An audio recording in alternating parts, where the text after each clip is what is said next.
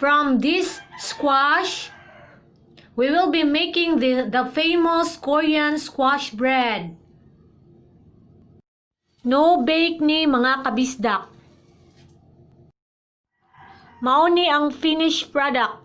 Super yummy, guaranteed.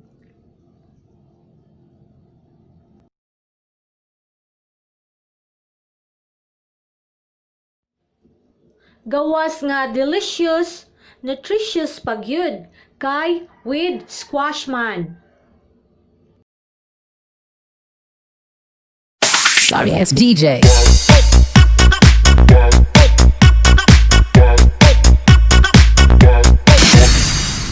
So mga kabisdak, magsugod na ta. You will need 1/2 kilo of squash. Slice it thinly. Then ato siyang steam until tender. Nasayon ra nato siya i-mashed. Mashed it like this mga kabisdak. Watch it till the end mga kabisdak. Di lagi mo magmahay. Lami gid siya. Ug sayon ra kayo buhaton. Make sure nga natarong ninyo og mashed mga kabisdak and transfer it to a bigger bowl.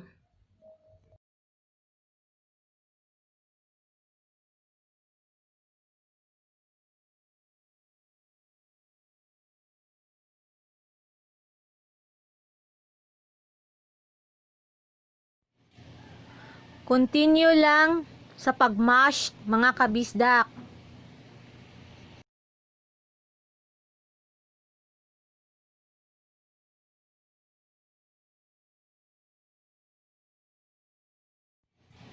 Add 1 piece of egg. Mix it thoroughly. Mash and mix it thoroughly.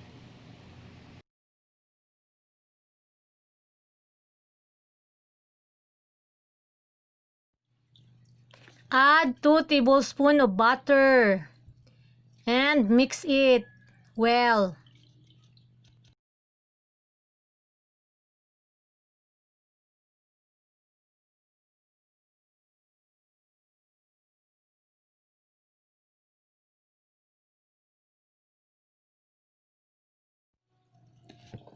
Next, add 1 tablespoon of yeast, mga kabisdak, and mix it thoroughly.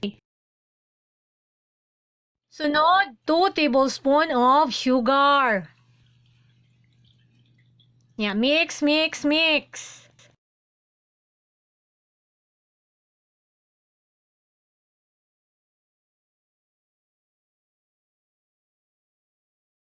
Add the 3 cups flour gradually. Suportahin ninyo akong comeback sa pag-edit, mga mamshis, mga friendships. Kay taod-taod nang wako kay edit, si Papa Janra ang nag-edit sa among mga videos lately. Hinahinay lang ang pag-add sa atong flour hangtod siya mahurot. Mahurot ang 3 cups o kamix. Katong wala pa ka-subscribe sa among YouTube channel, please kog subscribe mga gwapo, mga gwapa, and don't forget to hit the notification bell for more videos.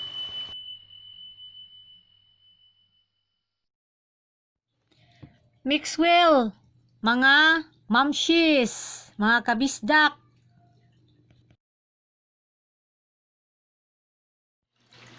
Mao din ni ang usa sa among mga gihimong lingaw para kang yuwan during sa ECQ, baking and cooking. I think usa sa mga gusto ni Yuan inigdako niya ang mamahimong chef. Kay ganahan ni siya mutabang.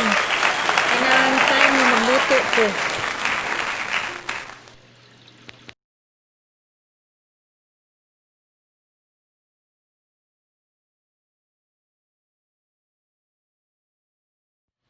Suluplight lang sa si Mama Jen karon mga kabisdak kay si Yuan nalingaw og duwa.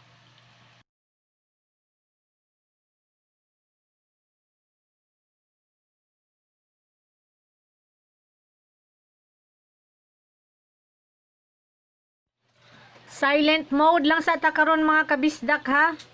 Wala lang sa tay background music. Para mas loud and clear ang atong procedure sa paghimo ani atong famous nga lamian nga Korean squash bread.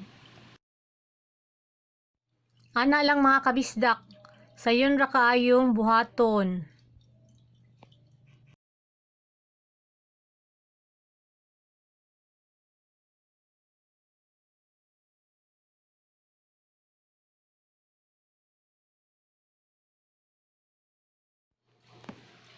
Karon ang next na to nga procedure mao ang pag-knead sa atong dough.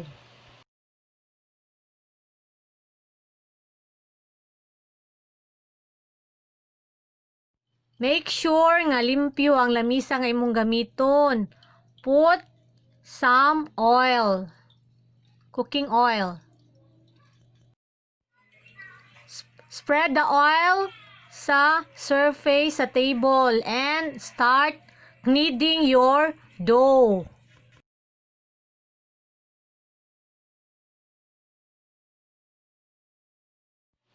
Si Yuan wala man diri kung naapa to siya tay muknid ani kay ganahan kay na siya. Unya kay nabisi man siya sa iyahang duwa, so okay lang.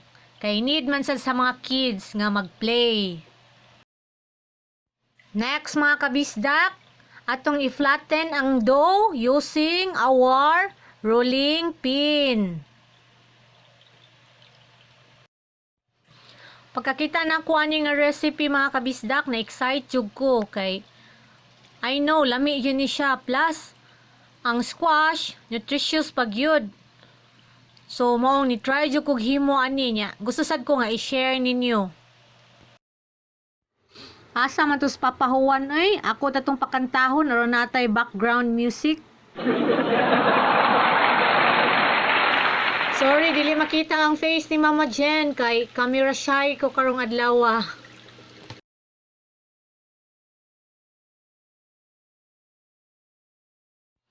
Kana, flat na gid kaayo siya. Flat na kaayo ang atong dough, mga kabisdak.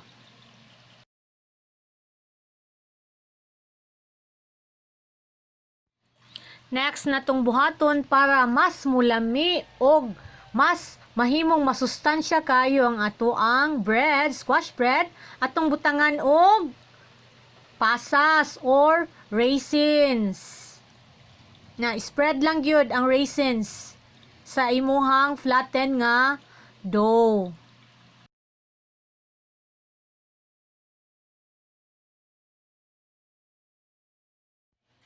Then, i-roll ang kilid. Oh, i-roll siya, ana.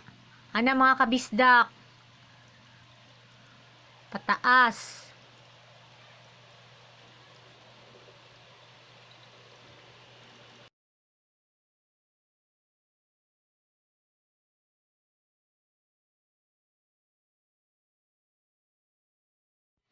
Mo ni siya ang mahitabo, mga kabisdak, humani mo og roll. Oh.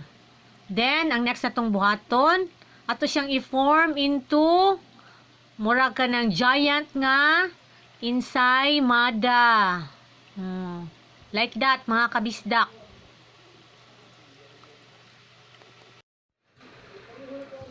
Then, using a round baking pan, butangi og butter. Butangi siya, i-coat siya og butter ang inside sa imuhang baking pan para dili mo pilit ang dough. Ato siyang isulod sa baking pan, mga kabisdak, ha.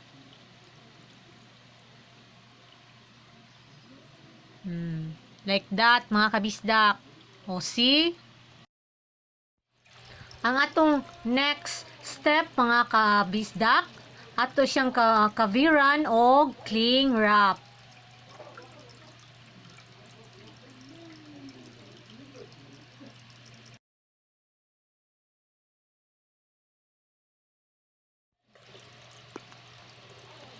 Oh, like that, mga kabisdak, ha.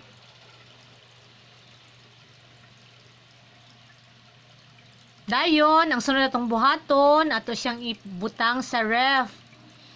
Overnight. Ana, sa ubos lang. Pila ray pagdagan sa oras, buntag na. So, ready na nato i-steam ang atoang dough. Human na kukuha sa ref sa atoang dough, nag-prepare ko og egg yolk ug akong gipahiran ang ibabaw sa atong dough. Ingani mga kabisdak. So, wapa kayo siya, no? Dayon, ang next na kong gibuhat, ako siyang gi-sprinklean og chia seeds. Kung walay chia seeds, pwede rasad og sesame seeds. So, diri, ang akong gibutang, chia seeds og sesame seeds. Ang akong gi-sprinkle sa ibabaw. Na.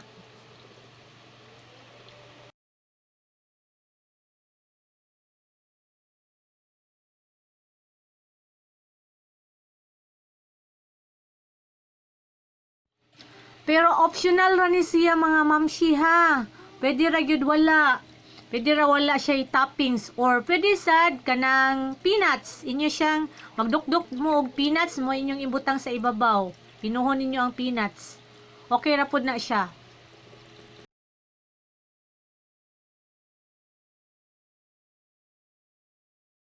So mas mulami og mas masustansya ang atoang bread ani. Tungod kay naman tay mga gipang dugang. Doon na lang ta sa finish line mga kabisdak. So ang next step, ato na siyang ibutang sa atong steamer.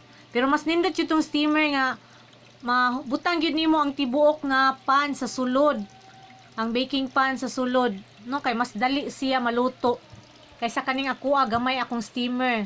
Pero maluto ra gihapon siya.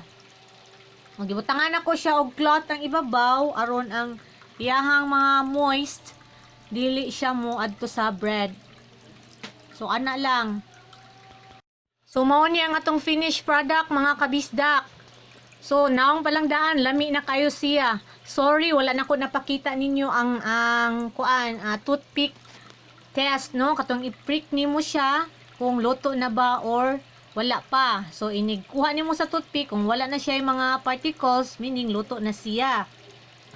Kani, ako ni siyang giluto mga almost 1 hour. Tungod kay gamay ang steamer akong gigamit. Pero kung kato sigurong dako, mga 45 minutes na siguro. So, kana mo na siya, no, lamig kaayo, no, kay aside sa squash, naapagid siya raisins, and gitap pagid nato og sesame seeds and chia seeds. So, perfect for breakfast and perfect sad for merienda sa whole family. Oh, lami kayo ni parisag kape sa mga adult and milk or juice para sad sa mga kids. So, ganahan kaayo si Yuan, mga kabisdak. Salamat kaayo sa pagtanaw. God bless. Sorry ass DJ.